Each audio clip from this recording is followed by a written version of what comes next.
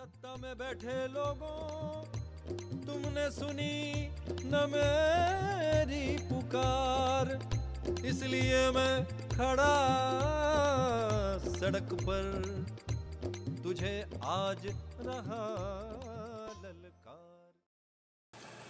देखिए, हमारे देश का जो संविधान है उसमें कुछ जिम्मेदारियों और अधिकारों का बंटवारा है। विधानसभा स्तर पर जो संभावनाएं हैं वो राज्य प्रशासन में सुधार की है। राष्ट्रीय स्तर पर जब आप संसद में बहुमत में होते हैं तो कई बुनियादी सुधार किए जा सकते हैं।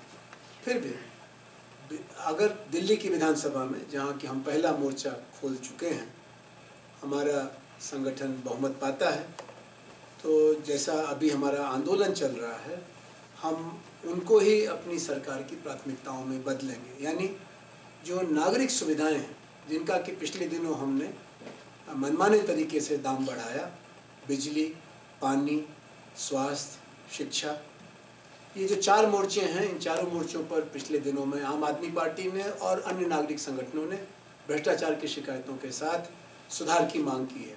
कुछ ठोस सुझाव भी दिए हैं।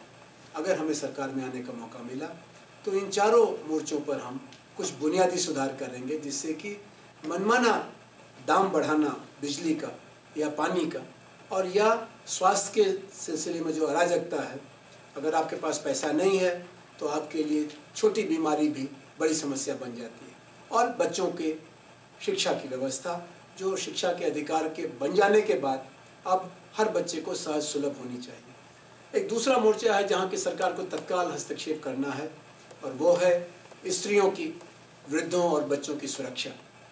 इसमें यह तो सही है कि बिना नागरिक चेतना के खाली पुलिस से ये बदलता नहीं है, लेकिन पुलिस के पास जो जिम्मेदारियां हैं, यानी अगर शिकायत आती है तो तत्काल दोषियों को पकड़ना, उनको समय के अंतर्गत मुकदमे में लाना और फिर अदालत के साथ पूरी तरह से सहयोग करते हुए जल्दी से जल्दी न्याय दिलाना।